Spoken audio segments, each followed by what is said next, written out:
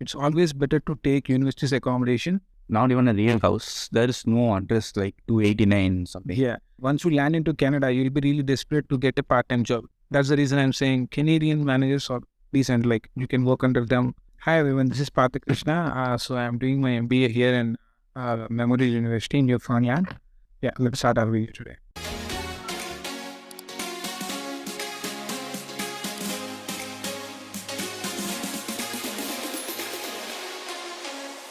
Now I'm going to ask you about what are the struggles you faced once you landed in Canada. Like struggles when you faced when you applied for part-time jobs, when you got job. What kind of struggles? What kind of struggles? So, well, when I started once I came here, I started looking for the part-time jobs. I think we have already made a video on kind of scams which can happen on homes. So it actually happened with me. So if you don't know, what kind of accommodation you can take, it's always better to take university's accommodation at least for a week or so. Else you can also look for some temporary accommodations like Airbnbs, or sometimes there are houses who provide temporary accommodations. It's better to take that for a couple of days at least.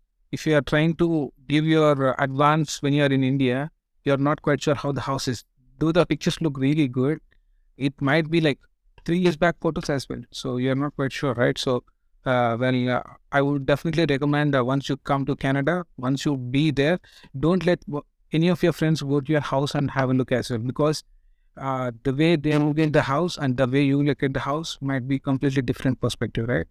So you need to experience your own, how the house looks and all. Then you need to give the advance.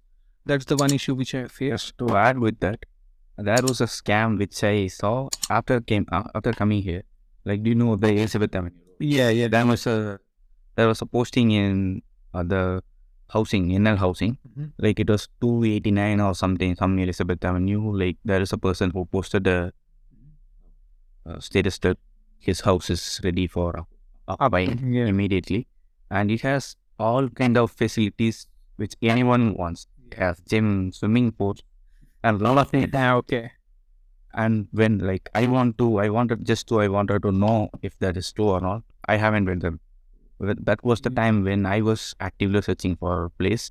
I moved from the residence to you never know if at all it is real house or that's what I'm saying. That's not even a real house. There is no address like 289 something. Yeah, but few smart people, they might check in the maps, and they come to know if at all they had. Then they can add fake maps.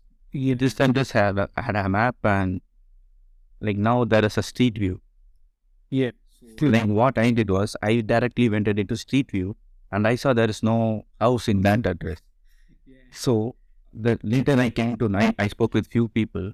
There was a guy who spent $100 to visit that place, because the person who posted that one told that he is working in a CRA. He's working in a government agency, and to show the house, he have to leave his work.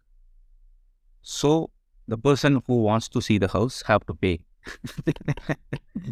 Right. Yeah, find that out that it's going to be a scam, right? I mean, who the hell will charge you for showing their own house? That's for renting. That too for renting. Man, that's crazy. I mean, if at all you belong that, I think you're still also, that's a different story. I understand. It's really, really important that stuff which you see as in photos, it might not be the real photos, or it could not be a house at all, as you said. So it's better always to come in person, see the house. It's gonna take some long time, but it's definitely worth it, guys. So come have a look at the house. Schedule to have a visit in the house, right? Not like India, you can go to any the house which you see, and you cannot ask them to show the house. You need to schedule an appointment with the house which is available. Only then they will show the house, because they will be working somewhere else as well, right? So they need to let you know when they are free. They need to know when you are free. Accordingly, you guys can have a schedule into the house to have a look. So that's also important. Most of the people doesn't know, right? So appointments, we know that it's regular in normal offices, but this kind of stuff we never know. So it's kind of a new cultural shock for us as well. So yeah, appointments are really thing in Canada. So and wherever you're going. And I know a person who wants to meet his own parents. He needs to book appointment. In Canada, I just don't know. That's their culture. Because everyone is working, so they have to.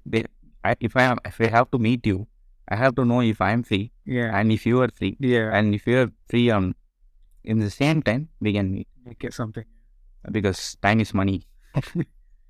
So that's the one thing. And coming back to the struggles which we are facing, the part-time is going to be really hell, I would say, because you will feel you are really desperate. Once you land into Canada, you'll be really desperate to get a part-time job, no matter whatever it is. So like that, I worked for one of the Indian restaurants. It was really tough place to work in. I would suggest you to know the labor laws, because they never told me we can have a break in 8 hour shift.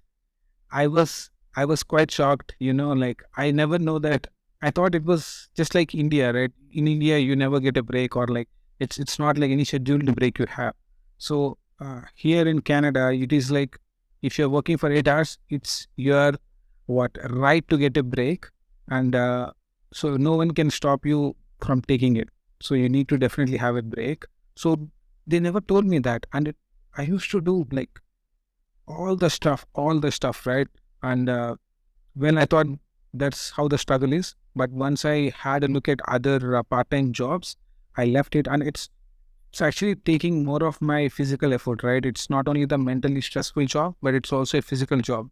And once I'm done with 8 hour shift, I was so tired. I was not able to read anything at all. So I don't want to be in such kind of job. So I left it. I currently work in Lawton's Trucks, which is really cool job, I would say, because it doesn't need your physical work a lot, and the mental stress is not at all there. It's really good store, and the managers, they are Canadians. So the reason why I'm mentioning it as a Canadians is because there is a difference. If you're working under any immigrant or any other country people, they treat you different. And Canadians, since they know the rights and rules and all this stuff, they cannot do anything, illegal, side the track and all. So they're not happen to be under. So I would suggest that if at all you get a Canadian manager, it's going to be really definitely an positive thing, because they can understand if you say you call sick, they don't take it negatively, right? So usually people go sick. So, and also talking about your mental issues, they actually understand the mental issues as well. So they're not going to stress you like, no, you need to come and all day. They never going to say, and they will never reduce your hours also. Yeah. So that's the reason I'm saying Canadian managers are decent. Like you can work under them for a couple of months and years as well. They're good people. When you told about the Indian restaurants or Indian working under the Yes. So how was the pay there? Have they paid for what you worked there? I mean, they actually paid me whatever I worked there for, but it was the minimum wage. I feel like I worked really hard. It's not worth the minimum wage. I work really hard. They should be more than the minimum wage. But yeah, that's how it is, right? So, well, I'm not complaining about anything, but it's like you work on different part-time jobs. You get to know what kind of job you need to be in. So, sometimes whenever you start doing part-time jobs, you might get into correct fit kind of an industry, right? So